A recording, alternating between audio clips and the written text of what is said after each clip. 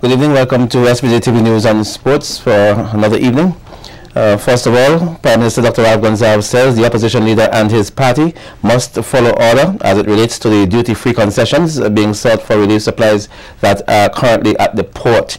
The opposition, through chairman of the party, chairman of the party, Linton Lewis, was given the duty-free concession on the items as pointed out in the letter dated January 20th, 2014 by Director General of Finance and Planning. However, 3 days later, a follow-up letter stated the approval was conditional and was revoked on advice from Cabinet.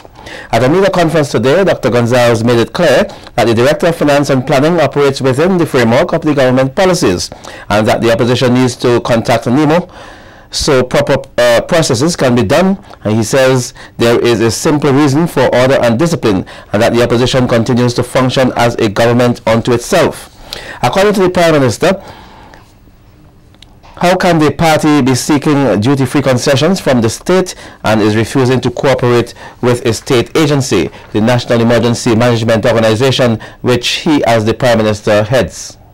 So what you're saying is that you who head a political party, that you can be fairer than NEMO, where you have the public servants and volunteers, including the Red Cross? How could that possibly be?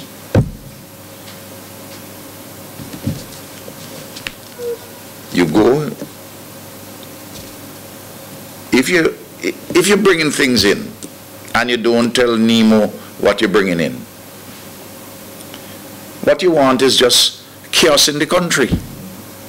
And you know, these people really believe that they believe their own echo chamber, you know. Oh, they will write international agencies, they will tell this, they will make sure the mainstream media in Canada know about it. And when anybody in the mainstream media who gets something like that, the first thing they will do, they'll call somebody here to find out why is it this decision is being done. They will either laugh at them. I'm talking about the NDP, and don't bother with the story at all. So this is a village story where the fellas behaving foolishly. Or they may embarrass them by speaking the truth, by writing the truth. Meanwhile, the Prime Minister chided the opposition leader's reference to hypocrisy in relations to CARICOM's handling of issues in Venezuela and St. Kitts Nevis. Dr. Gonsalves said it would not be the first time the opposition leader is confusing two different sets of products, noting that what is taking place in St. Kitts Nevis is internal, which must be sought within the framework which must be solved within the framework of the law, while in the case of Venezuela there is a number of elements from outside seeking to add to the destabilization of the country. Eustace must stop this woolly thinking and stop confusing tangerine with mafube. Two entirely different things. Not even tangerine and orange. Two entirely different things. Entirely different circumstances. There's no hypocrisy there. When CARICOM's statement, is it hypocritical? Where? The journalist should ask him, please, where is it hypocritical? Because we don't agree with him? If you don't agree with Eustace, you're hypocritical. Huh? What happened? He somehow can make the judgment of when somebody hypocritical or when somebody not hypocritical. Argue the issues on the merit now. He's not doing that. In other news, the Secretary General of the Commonwealth, His Excellency Kamala Sharma, as of India, arrived here over the weekend and held the talks with Prime Minister Dr. Ralph Gonsalves and the Minister of Foreign Affairs, Kamala Gonsalves. At a media conference earlier today, it was pointed out that his visit here was to attend the intersessional meeting of CARICOM. However, that was postponed to March 11th Hence, the Secretary General took the opportunity to meet with Gonzalez, who is the chairman of CARICOM, to discuss the work the organization has been doing and to get some guidance on some of the issues. The Secretary General says he is happy to be here, noting that the Commonwealth has a special brand, strengthening and advancing the case for small states like St. Vincent and the Grenadines in the world. It's just not a tradition, it's a belief. And the belief is that no matter what your population, what your endowment, any human community has an equal right to a place in the sun and for global attention to a solution of its dilemmas. We in fact have a mission statement for the Commonwealth to this effect, and this is what drives our work. In today's world, for causes not of the creation of small states, they are visited with the consequences of what has happened elsewhere. And the two clearest areas here, of course, are in the financial world and in the environment. Mr. Sharma says the organization's focus at this time is on money issues such as solvency, liquidity, debt sustainability, noting that if these issues are not solved, they will have effect on the social agenda, budgetary pressure on health and education. In today's world, it's just not a question of poverty, although it's extremely important, but sustainability, resilience, and vulnerability. No country should be allowed to be in free fall, and we need supportive systems to arrest that fall, no matter whether you are a medium income country or not, which most of the Caribbean, all of the Caribbeans are. So we have worked on that area. The other one is trade, which has two issues. One, the markets, and the other one is the productive capacity which you have. We have to find a solution because the small states don't have those instruments and those agencies which are required to facilitate and enable their own traders to produce these goods and these services. So we are now working towards a finance trade facility which will provide to the small states this facility which larger economies enjoy. And the Prime Minister Dr. Ralph Gonzalez told the Commonwealth representative that the organization has an important role to play in the ongoing conversations governing reparations for native genocide and African slavery. We sent in a letter to Britain on this matter. Britain is the major country in the Commonwealth, historically, and it's the fifth, sixth largest economy in the world.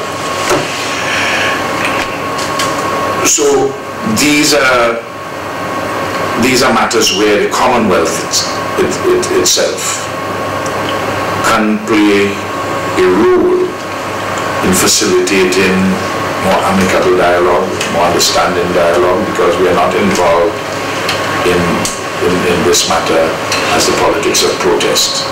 It's a question of seeing how we could address the legacy of native genocide and of slavery within the context of the post-2015 development dialogue. This country's first clerk of the House of Assembly has been described as a nobleman, and his death a great loss to St. Vincent and the Grenadines. Clement Noel served as the clerk of the House for 15 years under two administrations and was the first clerk after the country gained independence in 1979. Mr. Noel was laid to rest in an official funeral on Friday afternoon at the Calico Anglican Church. Brother-in-law of the deceased, Senior Magistrate Donald Brown, noted in his eulogy that he has made a stalwart contribution to this country. It cannot be denied, that with his wealth of knowledge and experiences, Clement made a major contribution in nation building. Yet he was a humble man. However, it was not all work and no play, for he was fun-loving. 55 healthcare professionals here will receive training in preparation for the implementation of a human papilloma virus prevalence and vaccine acceptability survey. The initiative is supported by the Ministry of Health, Wellness and the Environment in collaboration with the Pan American Health Organization, PAHO, and the Caribbean Public Health Agency. The training sessions will take place on Tuesday and Wednesday this week at the NIS conference facility from 8 a.m. to 4 p.m. on both days. It is anticipated that at the end of the training sessions, the health professionals will commence the HPV survey, which targets 500 women throughout St. Vincent and the Grenadines. The opening ceremony for this program will take place tomorrow from 9 a.m. and we'll hear remarks from Permanent Secretary Louis Deschamps and the consultant obstetrician at the Milton Gator Memorial Hospital, Dr. Sharon Slater. Persons involved in the hotel and tourism industry have been reminded that they must work together to make tourism work in St. Vincent and the Grenadines.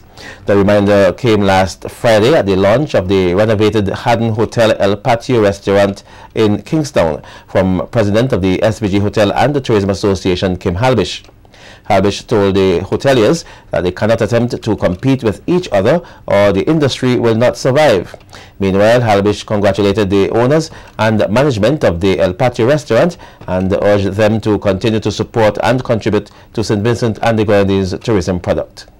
I would like to congratulate the servers on this great endeavor because the industry has been suffering for some time and you have to be creative, inventive, and really work hard to make it work. So congrats for you for keeping in the industry and to stick at it. I know that Madam has had quite a few changes and this is a pleasantly lovely one and I wish you all the best. Still ahead, a major drug haul here of over 2,000 pounds of cannabis. Stay with us for more.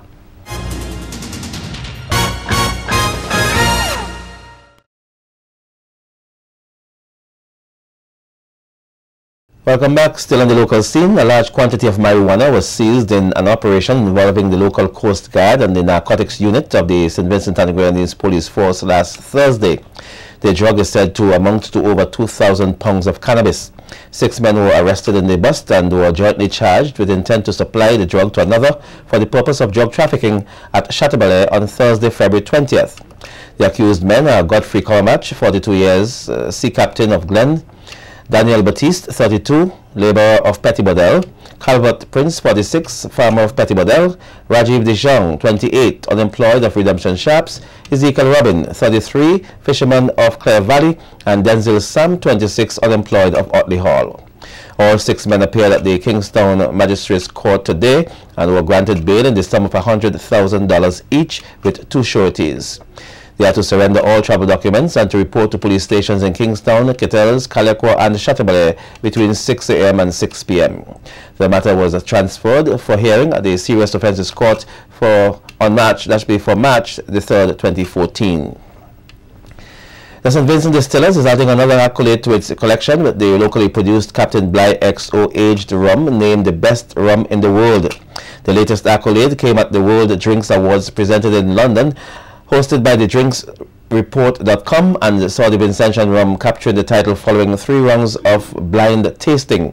Local export promotion manager Philippa Graves told SVGTV News that the award came as a welcome surprise and attributed the success of the company and the award to the 27 Vincentian staff members.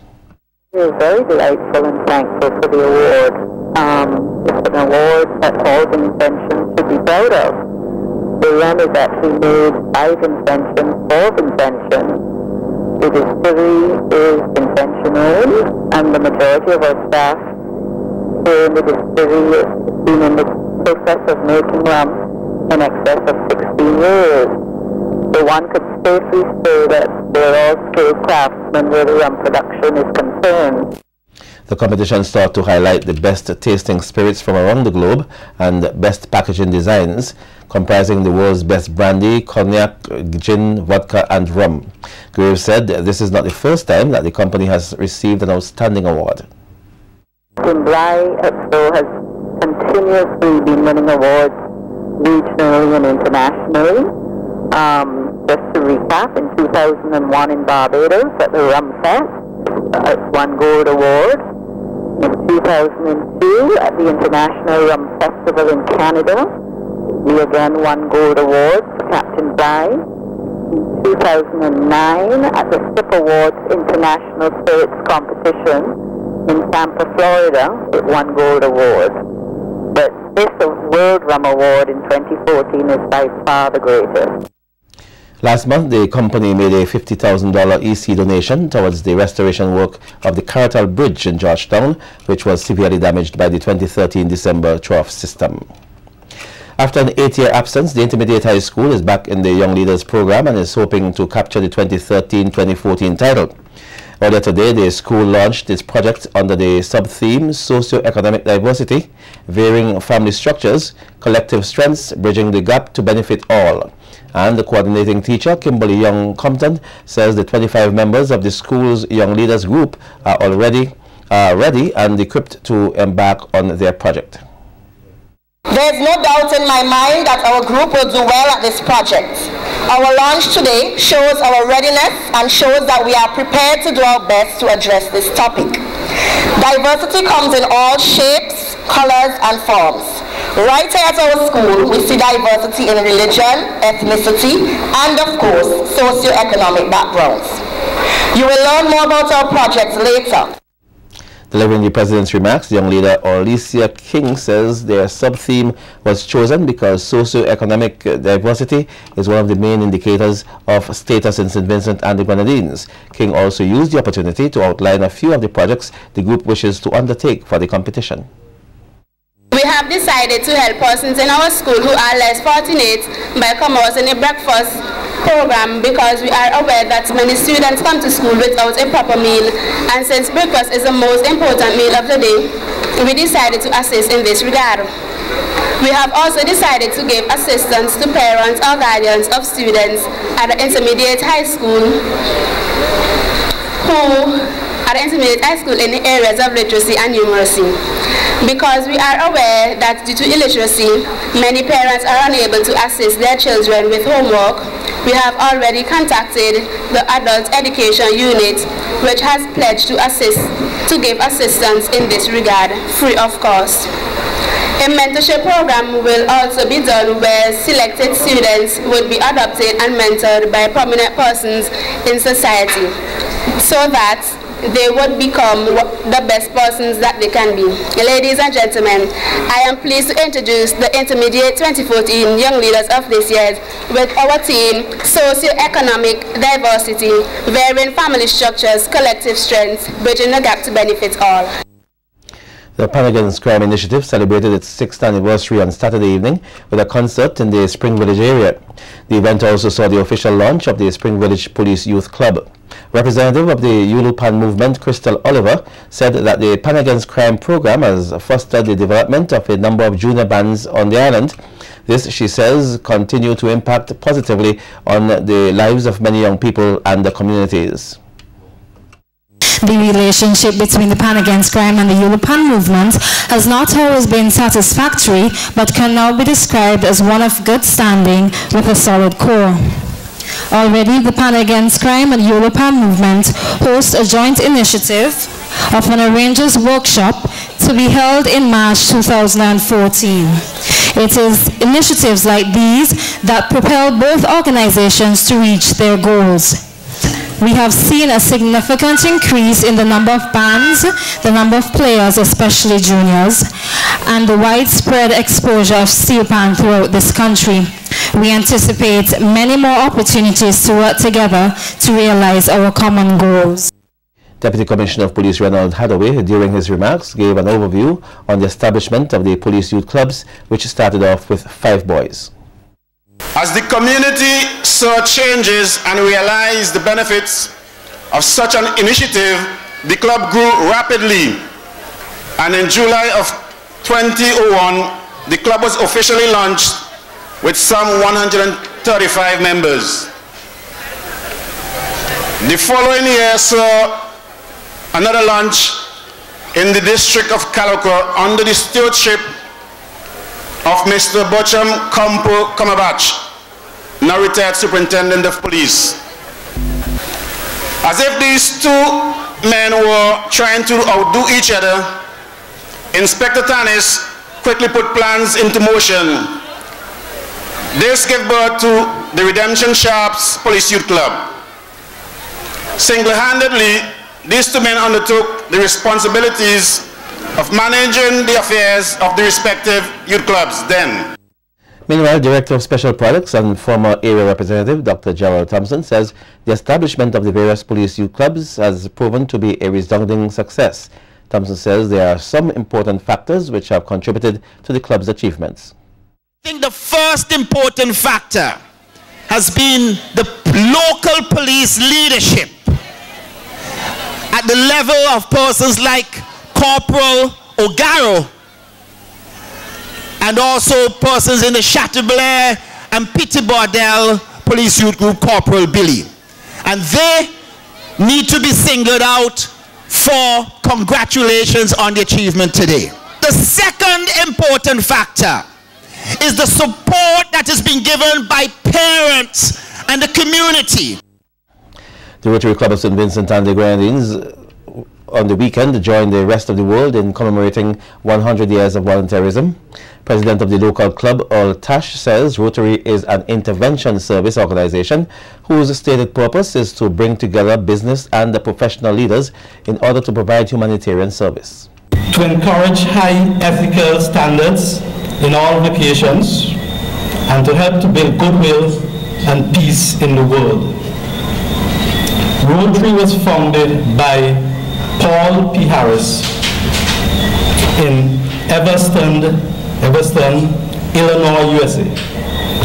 To date, there are 35,000 clubs with a total membership of 1.2 million members worldwide. Dr. Jules Ferdinand outlined some of the flagship contributions made by the club over the years. The flagship probably of this Rotary Club is the Fancy Water Project. This, in 1994, brought pipe-borne water, and it was a community effort, aided, supported by this Rotary Club, staff at CWSA who volunteered their time, and the villagers in Fancy. In 2004, when they had the disaster there with the hurricane, many Rotarians traveled from St. Vincent by boat to Grenada and participated in useful programs down there. Recent activity has been our contribution, our involvement in what has been taken place in the areas that have been devastated by the Christmas Eve flooding. Meanwhile, the St. Vincent and the Grenadines Girl Guides and Girl Scouts Association joined with members worldwide on Saturday to celebrate World Thinking Day. World Thinking Day is an opportunity to celebrate international friendship, learn about and take action on important issues. President of the St. Vincent and the Grenadines Girl Guides Association, René Batiste, says that the association feels a sense of pride to be able to celebrate such an important day on the calendar. Today is World Thinking Day, and we in St. Vincent and the Grenadines are celebrating that very important in the calendar of the World Association of Girl Guides and Girl Scouts. There are over 10 million Girl Guides, Ranger Guides and Brownie Guides throughout the world. And on this day we focus in and zeroing on a particular issue, problem or concern that affect primarily girls. However, this year our theme is Education Opens Doors for Boys and Girls. And the Girl Guide movement worldwide decided to focus in on Millennium Goal number 2, the MDG number 2, which deals with education. Ms. Batiste noted that the association's main focus this year will be primarily on education. And I'm very pleased to say that if you look around in the church today, you will see a sample, because these are not all our guides, all our brownies, not bimbins, not rangers, instruments and vendors. This is just a sample. And this will give you an indication of the solidarity in our movement. And if you look at all the placards, you will see them demonstrating different slogans and themes and words that focus in on the importance of education. It's not just for living, as one placard said. If you're not educated, then you are dead. So this is the theme for the whole year. We'll be focusing on the World Thinking Day theme.